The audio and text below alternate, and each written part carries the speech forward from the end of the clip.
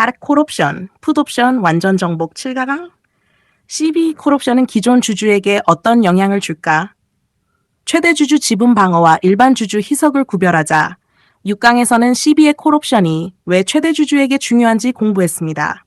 특히 매도 청구권 형태의 콜옵션은 최대 주주나 지정된 사람이 CB 일부를 확보할 수 있는 권리가 될 수 있다고 했습니다. 그리고 그 CB를 나중에 주식으로 전환하면 최대 주주의 주식 수가 늘어나고 지분율에도 영향을 줄 수 있습니다.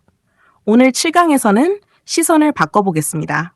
최대 주주가 아니라 기존 일반 주주 입장에서는 CB 콜옵션을 어떻게 봐야 할까요? 이것이 오늘의 핵심입니다. 먼저 아주 중요한 원리부터 다시 확인하겠습니다. CB, 전환사채가 주식으로 전환되면 일반적으로 새로운 주식이 발행될 수 있습니다. 그러면 회사의 전체 주식수가 늘어납니다. 전체 주식수가 늘어나는데 내가 가지고 있는 주식수는 그대로라면 내 지분율은 낮아집니다. 이것을 지분 희석이라고 합니다. 아주 쉬운 숫자로 시작하겠습니다. 회사의 기존 발행 주식수가 1000만 주입니다. 내가 10만 주를 가지고 있습니다. 내 지분율은 1%입니다. 그런데 CB가 전환되면서 새로운 주식 200만 주가 발행됐습니다. 전체 주식 수는 1200만 주가 됩니다. 하지만 내가 가진 주식은 여전히 10만 주입니다. 그러면 내 지분율은 10만 주를 1200만 주로 나누어야 합니다. 약 0.83%입니다. 주식을 한 주도 팔지 않았는데 내 지분율이 1%에서 0.83% 정도로 낮아졌습니다. 이것이 희석입니다. 그렇다면 CB에 콜옵션이 있으면 희석이 없어질까요? 아닙니다. 여기서 많이 헷갈립니다. 최대 주주가 CB 콜옵션을 행사해서 CB를 확보한다고 해서 회사의 전체 CB가 사라지는 것은 아닙니다. CB의 주인이 바뀌는 것이라고 이해하는 것이 더 정확한 경우가 많습니다. 예를 들어 보겠습니다. A 회사가 100억 원의 CB를 발행했습니다. 전환가액은 1만 원입니다. 전체 CB가 전환되면 최대 100만 주가 주식으로 바뀔 수 있습니다. 그런데 최대 주주에게 전체 CB의 30%를 가져올 수 있는 콜옵션이 있다고 해보겠습니다. 최대 주주가 3억 원의 CB를 확보했습니다. 그러면 남은 70억 원의 CB는 외부 투자자가 가지고 있을 수 있습니다. 최대 주주가 확보한 30억 원도 CB입니다. 외부 투자자가 보유한 70억 원도 CB입니다. 둘 다 조건이 맞아 주식으로 전환된다면 전체적으로는 여전히 최대 100만 주의 잠재 주식이 존재할 수 있습니다. 즉, 콜옵션이 있다고 해서 CB의 희석 가능성 자체가 없어지는 것은 아닙니다. 그럼 무엇이 달라질까요? 누가 그 주식을 가져가느냐가 달라질 수 있습니다. 이 부분이 오늘 7강에서 가장 중요합니다. 콜옵션이 없다면 CB가 전환됐을 때 외부 투자자가 새로운 주식을 가져갈 가능성이 있습니다. 콜옵션을 최대 주주가 행사해서 일부 CB를 확보하면 그 일부가 주식으로 전환될 경우 최대 주주가 그 주식을 가져갈 수 있습니다. 따라서 전체적인 희석 문제와 최대 주주의 지분율 문제는 따로 봐야 합니다. 쉽게 말하겠습니다. CB 전환은 피자 조각의 전체 개수를 늘리는 문제입니다. 반면 콜옵션은 늘어나는 피자 조각 가운데 누가 가져갈 수 있는지를 바꾸는 문제라고 생각하면 쉽습니다. 숫자로 다시 보겠습니다. 회사의 기존 주식 수는 1000만 주, 최대 주주는 200만 주를 가지고 있습니다. 지분율은 20%입니다. 그리고 100억 원의 CB가 있습니다. 전환가액은 1만 원, 전부 전환되면 100만 주가 추가됩니다. 첫 번째 상황입니다. 최대 주주가 콜옵션을 전혀 행사하지 않았습니다. 외부 투자자가 CBB 100억 원을 모두 전환했다고 단순 가정하겠습니다. 전체 주식 수는 1000만 주에서 1100만 주가 됩니다. 최대 주주의 주식은 200만 주 그대로입니다. 그러면 최대 주주의 지분율은 200만 주를 1100만 주로 나눈 약 18.18%가 됩니다. 기존 20%에서 낮아졌습니다.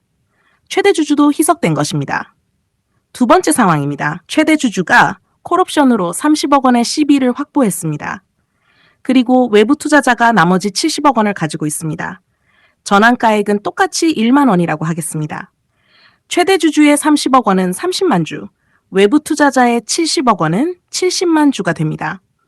둘 다 전환되면 전체적으로 추가되는 주식은 100만 주입니다. 전체 주식수는 1100만 주, 똑같습니다. 하지만 최대 주주의 주식수는 200만 주에서 230만 주로 늘었습니다. 그러면 최대 주주 지분율은 230만 주를 1100만 주로 나눈 약 20.91%가 됩니다. 콜옵션을 행사하지 않았을 때는 약 18.18%, 콜옵션 물량까지 전환했다고 가정하면 약 20.91%. 차이가 큽니다.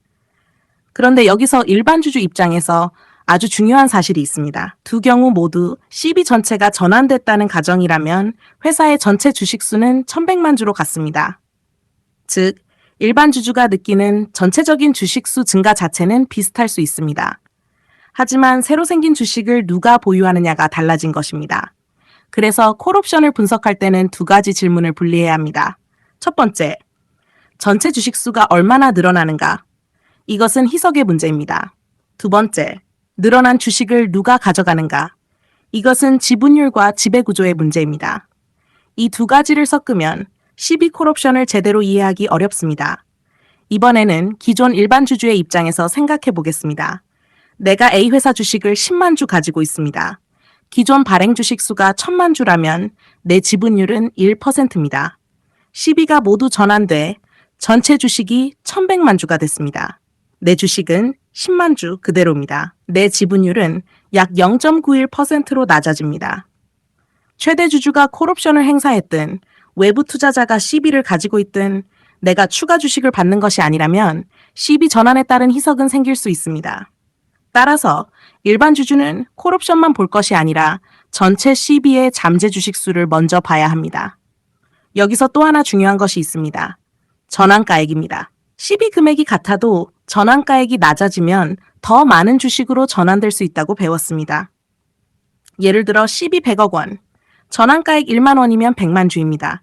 그런데 리픽싱으로 전환가액이 5천 원까지 낮아졌다고 단순 가정해 보겠습니다. 100억 원을 5천 원으로 나누면 200만 주입니다. 잠재 주식 수가 2배가 됩니다.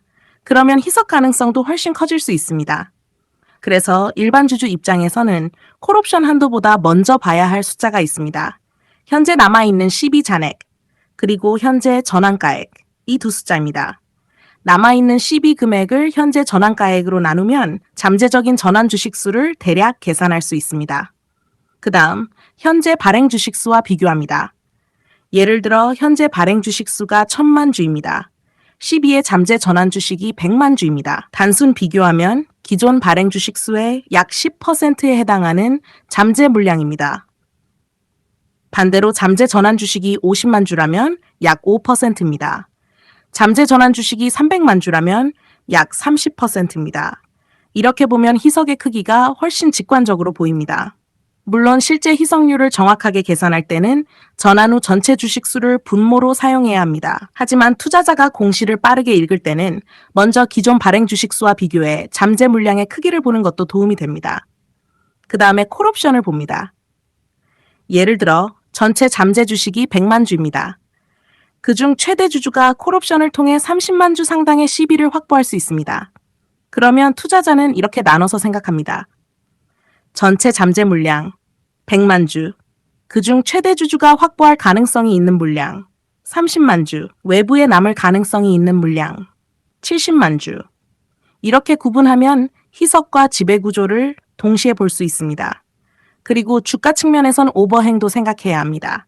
외부 투자자가 CB를 주식으로 전환한 뒤 시장에 매도할 가능성이 있다면 잠재적인 매도 물량이 될 수 있습니다. 반대로 최대 주주가 콜옵션으로 CB를 확보해 주식으로 전환한 뒤 장기간 보유한다면 같은 전환 주식이라도 당장 시장에 나올 가능성은 다르게 볼 수 있습니다.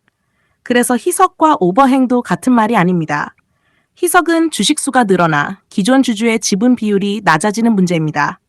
오버행은 앞으로 시장에 나올 수 있는 잠재적인 매도 물량에 대한 부담입니다. 둘은 관련이 있지만 구별해야 합니다. 이제 세 가지 개념을 정확히 나누겠습니다. 첫 번째, 희석, 주식수 증가 때문에 기존 주주의 지분율이 낮아지는 것. 두 번째, 오버행, 향후 시장에 나올 수 있는 잠재 매도 물량에 대한 부담. 세 번째, 지배구조 변화, 최대 주주나 특정 투자자의 지분율이 달라지는 것. CB 콜옵션은 이 세 가지에 모두 연결될 수 있습니다. 하지만 세 가지는 같은 개념이 아닙니다. 그렇다면 최대 주주의 콜옵션은 일반 주주에게 무조건 나쁠까요? 그렇게 단정하면 안 됩니다. 예를 들어 최대 주주가 12 일부를 확보하면서 외부 투자자에게 넘어갈 잠재 물량이 줄어들 수 있습니다. 최대 주주가 장기간 보유한다면 단기적인 시장 매도 부담이 상대적으로 줄어드는 효과가 나타날 수도 있습니다. 또 최대 주주의 지분율이 안정되면서 경영권 불확실성이 줄어드는 경우도 생각할 수 있습니다. 반대로 최대 주주에게 지나치게 유리한 가격이나 조건으로 시비를 확보할 기회가 제공된다면 일반 주주는 왜 그런 조건이 설정됐는지 꼼꼼히 살펴봐야 합니다. 특히 주가가 크게 상승한 상황에서 낮은 가격으로 시비를 확보하고 주식으로 전환할 수 있는 구조라면 경제적 이익이 누구에게 돌아가는지를 확인할 필요가 있습니다. 따라서 콜옵션은 좋다, 나쁘다, 두 글자로 판단하는 것이 아닙니다. 조건과 결과를 숫자로 계산하는 것입니다. 실전에서 시비 콜옵션 공시를 발견하면 일반 주주는 다음 순서로 보겠습니다. 첫 번째, 남아있는 시비는 얼마인가? 두 번째, 현재 전환가액은 얼마인가? 세 번째, 전부 전환되면 몇 주가 되는가? 네 번째, 현재 발행 주식 수와 비교하면 얼마나 큰 물량인가? 다섯 번째, 콜옵션으로 최대 주주 등이 확보할 수 있는 물량은 얼마인가? 여섯 번째, 외부 투자자에게 남을 수 있는 물량은 얼마인가? 일곱 번째, 전환 후 최대 주주와 기존 주주의 지분율은 어떻게 달라지는가? 여덟 번째, 시장에 실제로 나올 수 있는 오버행은 어느 정도인가? 이 순서입니다. 그리고 반드시 기억해야 합니다. 아직 전환되지 않은 시비는 잠재 주식입니다. 콜옵션도 행사되기 전에는 권리입니다. 따라서 가능한 최대 물량과 실제로 발생한 물량을 구별해야 합니다. 콜옵션이 있다는 것, 콜옵션이 행사됐다는 것, 시비가 최대 주주에게 넘어갔다는 것, 시비가 실제 주식으로 전환됐다는 것, 전환된 주식이 시장에 매도됐다는 것, 전부 다른 단계입니다. 이 단계들을 하나로 생각하면 안 됩니다. 이제 오늘 내용을 아주 쉽게 정리하겠습니다. 시비가 주식으로 전환되면 전체 주식 수가 늘어날 수 있습니다. 그래서 기존 주주는 희석될 수 있습니다. 최대 주주가 콜옵션으로 시비 일부를 확보하면 전체 희석 가능성이 자동으로 사라지는 것이 아닙니다. 대신 새롭게 생길 수 있는 주식을 누가 가져갈 것인지가 달라질 수 있습니다. 그리고 그것이 최대 주주의 지분 방어와 지배 구조에 영향을 줄 수 있습니다. 마지막으로 7강의 핵심을 두 문장으로 정리하겠습니다. 시비 전환은 주식이 얼마나 늘어나는가를 보는 문제이고, 콜옵션은 그 잠재 주식을 누가 가져갈 수 있는가를 함께 보는 문제다. 그리고 일반 주주는 반드시 기억해야 합니다. 콜옵션이라는 단어만 보지 말고 전체 잠재 주식 수와 내 지분의 희석 가능성부터 계산하자. 콜옵션, 풋옵션, 완전 정복 8강.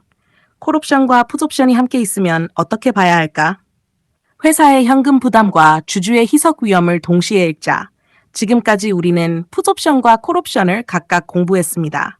풋옵션에서는 투자자가 일정한 조건에 따라 회사에 돈을 돌려주세요 라고 요구할 수 있는 조기 상환 청구권을 배웠습니다. 그리고 콜옵션에서는 특히 시비에 붙어있는 매도 청구권 형태의 콜옵션을 집중적으로 공부했습니다. 최대 주주나 지정된 사람이 시비 일부를 확보하고 그 시비가 주식으로 전환되면 지분율에도 영향을 줄 수 있다고 했습니다. 그런데 실제 시비 공시를 보면 한 가지 옵션만 있는 것이 아닙니다. 콜옵션과 풋옵션이 동시에 들어있는 경우도 있습니다.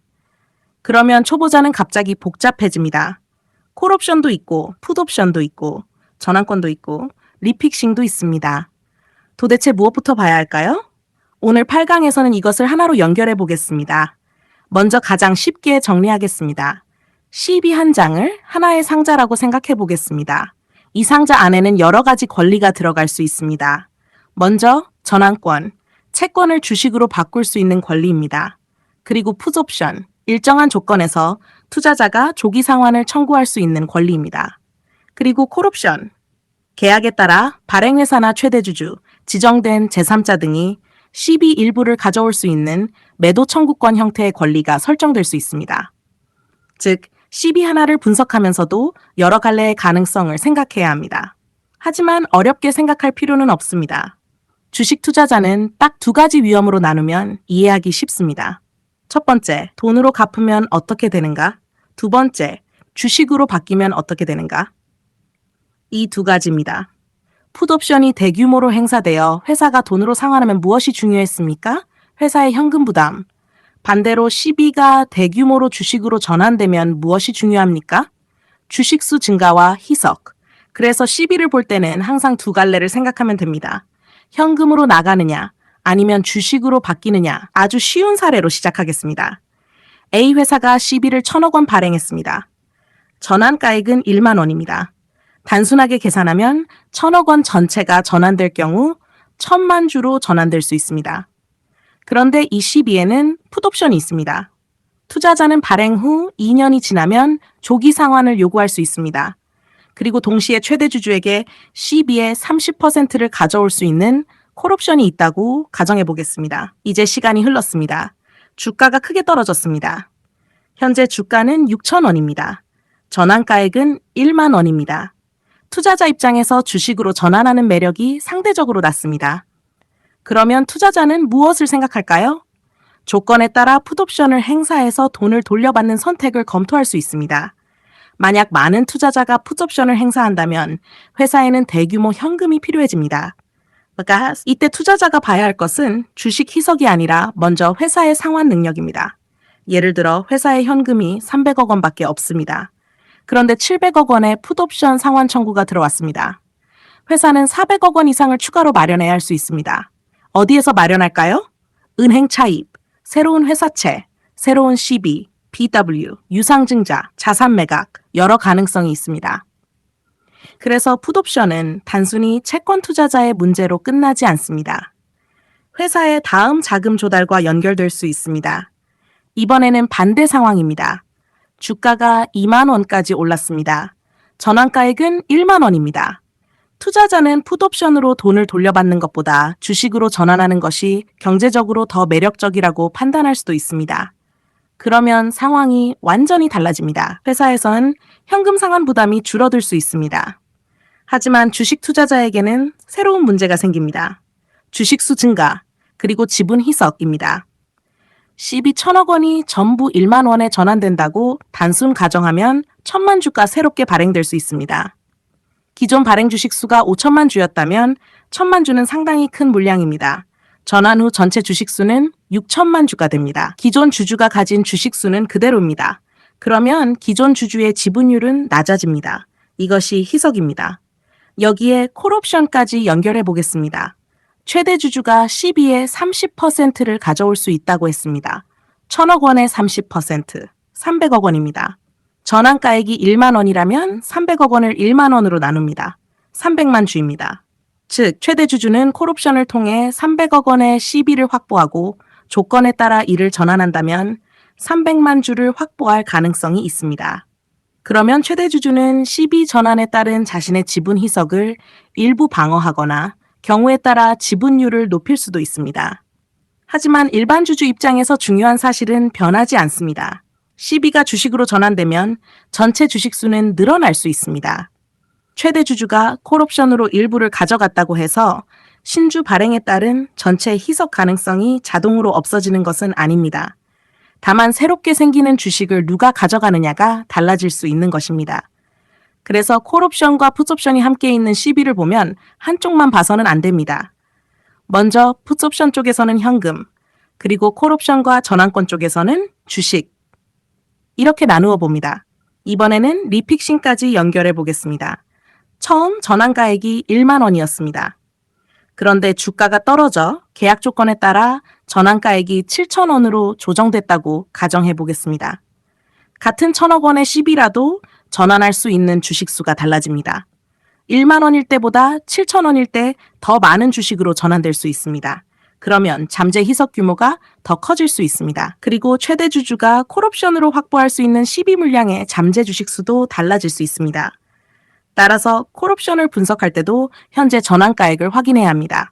이제 시비 하나를 놓고 세 가지 미래를 생각해 보겠습니다. 첫 번째 시나리오, 풋옵션 대규모 행사. 투자자들이 주식 전환보다 상환을 선택합니다. 회사에서는 현금이 빠져나갑니다. 투자자는 현금 보유액, 영업활동 현금 흐름, 단기 차입금, 다른 채권의 만기, 추가 자금 조달 가능성을 확인해야 합니다. 두 번째 시나리오, 대규모 주식 전환. 시비가 주식으로 많이 바뀝니다. 회사의 현금 상환 부담은 상대적으로 줄 수 있지만 전체 주식 수가 늘어납니다. 기존 주주는 희석될 수 있습니다. 그리고 외부 투자자가 전환한 주식을 시장에서 판다면 오버행 부담까지 생길 수 있습니다. 세 번째 시나리오, 최대 주주의 콜옵션 행사. 최대 주주가 12 일부를 확보합니다. 그 12를 나중에 전환한다면 최대 주주의 지분율 방어에 도움이 될 수 있습니다. 하지만 이것도 실제 행사 여부, 확보한 12 금액, 현재 전환가액, 실제 전환 여부를 확인해야 합니다. 여기서 중요한 사실이 하나 있습니다. 이 세 가지가 완전히 따로 움직이는 것도 아닙니다. 예를 들어 일부 투자자는 풋옵션을 행사할 수 있습니다. 일부 CB는 주식으로 전환될 수 있습니다. 일부 CB는 최대 주주가 콜옵션으로 확보할 수도 있습니다. 즉, 같은 CB에서도 여러 가지 일이 동시에 일어날 수 있습니다. 예를 들어 1,000억 원의 CB가 있습니다. 300억 원은 최대 주주가 콜옵션으로 확보했습니다. 200억 원은 외부 투자자가 주식으로 전환했습니다. 나머지 500억 원 가운데 일부는 풋옵션으로 상환을 요구할 수도 있습니다. 그러면 투자자는 1,000억 원이라는 처음 발행 금액만 보고 있으면 안 됩니다.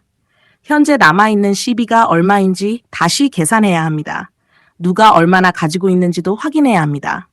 얼마가 전환됐는지, 얼마가 상환됐는지, 콜옵션은 얼마나 행사됐는지 계속 업데이트해야 합니다. 이것이 실전에서 정말 중요합니다. 최초 발행 금액보다 현재 남아있는 잔액이 중요합니다. 처음에 1,000억 원을 발행했다고 해도 이미 800억 원이 전환되거나 상환됐다면 현재 위험은 처음과 다릅니다. 반대로 1,000억 원이 거의 그대로 남아있고 곧 풋옵션 행사 가능일이 다가온다면 회사의 상환 능력을 더 중요하게 봐야 합니다. 그렇다면 실제 공시에서 무엇부터 볼까요? 아주 간단한 순서로 정리하겠습니다. 첫 번째, 현재 CB 잔액은 얼마인가? 두 번째, 현재 전환가액은 얼마인가? 세 번째, 현재 주가와 전환가액의 관계는 어떠한가?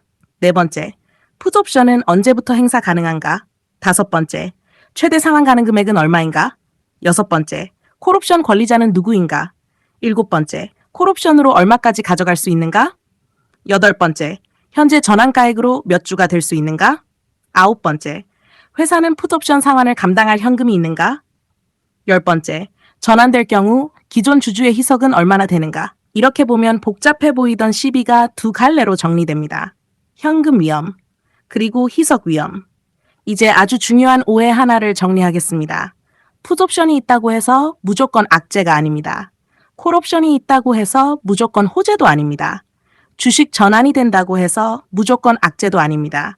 중요한 것은 회사의 상황과 조건입니다. 회사가 현금이 충분하고 영업활동 현금 흐름도 좋다면 풋옵션 상환을 충분히 감당할 수도 있습니다.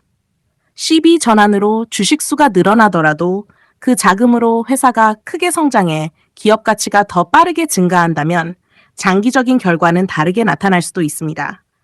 반대로 현금도 부족하고 적자가 계속되는데 대규모 풋옵션 행사일이 다가온다면 추가 자금 조달 위험을 주의 깊게 봐야 합니다. 또 전환가액이 계속 낮아져 잠재 주식 수가 크게 증가한다면 희석 위험도 꼼꼼하게 계산해야 합니다.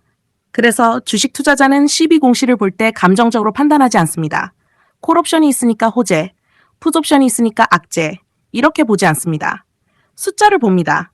남은 CB 금액, 현재 전환가액, 잠재 주식 수, 콜옵션 한도, 풋옵션 가능 금액, 회사의 현금, 영업활동 현금 흐름, 기존 발행 주식 수, 이 숫자들을 하나씩 연결합니다. 마지막으로 오늘 8강의 핵심을 아주 쉽게 정리하겠습니다. CB의 콜옵션과 풋옵션이 함께 있다면 두 개의 길을 생각합니다. 풋옵션은 회사의 현금이 얼마나 빠져나갈 수 있는가, 콜옵션과 전환권은 누가 주식을 가져가고 기존 주주가 얼마나 희석될 수 있는가, 그리고 이 모든 계산의 출발점은 처음 발행 금액이 아니라 현재 남아있는 CB 잔액과 현재 전환가액입니다. 오늘 8강에서 딱 한 문장만 기억하겠습니다. 콜옵션과 풋옵션이 함께 있는 CB는 현금으로 갚을 위험과 주식으로 바뀌어 희석될 위험을 동시에 계산해야 한다.